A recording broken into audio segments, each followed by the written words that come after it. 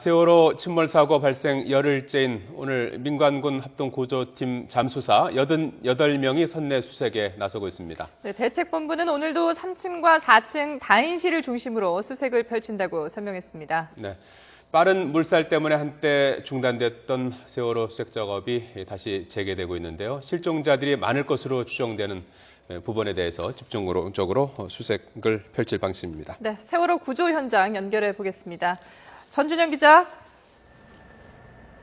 네, 세월호 구조 현장입니다. 네, 이 물살이 빨라서 수색 작업이, 구조 작업이 좀 잠시 중단되기도 했었다고 하는데 지금은 잠수요원들이 들어가 있습니까?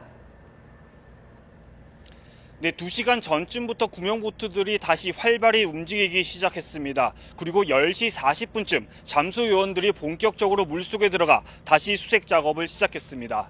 오늘 정조 시간이 오전 11시 16분이기 때문에 이 시간에 맞춰서 다시 수색 작업을 재개했다고 보시면 될 것 같습니다.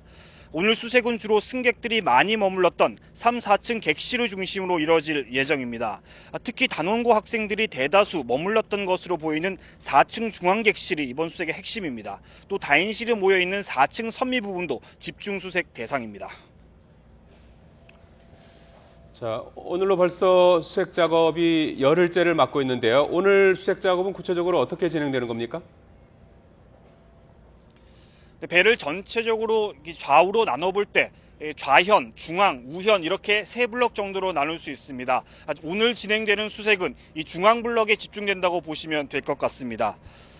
배가 좌측으로 넘어가 있는 상황이기 때문에 현재 우현 쪽이 위로 올라와 있습니다. 이 우현 쪽 한 블럭 정도에 대한 수색은 이미 끝난 상태입니다.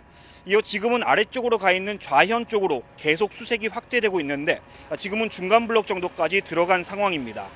특히 배가 좌측으로 넘어가면서 지금은 좌현이 바닥이기 때문에 실종자들도 이곳에 많이 몰려있을 것으로 추정되고 있는데요.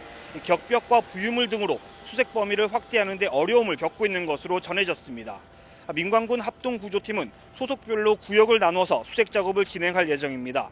해군은 선미, 해경과 소방은 중앙, 그리고 민간과 문화재청 해저발군단은 선수 부분을 맡게 됩니다. 네, 이렇게 구조와 수색 작업을 하기 위해서는 일단 바다 상황이 가장 중요할 것 같은데요. 지금 상황은 어떻습니까? 네, 당장 눈으로 보기에 이 바다 상황은 그다지 나빠 보이지 않습니다. 바람도 거의 없는 편이고 파도도 잔잔한 편입니다. 하지만 이렇게 바다 위 상황과 바다 아래 상황은 좀 다른 것 같습니다. 한 달 중 유속이 가장 느리다는 소조기가 어제 끝났습니다. 이에 따라서 오늘부터는 유속이 빨라지고 있는데요. 이 때문에 오늘 아침에도 잠수요원들이 여러 차례 입수를 시도했지만 이 빠른 물살 때문에 선체 진입에는 번번이 실패하기도 했습니다. 결국 민관군 합동구조팀은 오늘도 정조 시간에 맞춰 집중적인 수색 작업을 벌일 것으로 보입니다. 오늘 정조 시간은 조금 전 11시 16분 한 차례 지났고 이제 오후 5시 35분과 밤 11시 10분 이렇게 두 차례가 남아 있습니다. 지금까지 세월호 구조 현장에서 YTN 전준영입니다.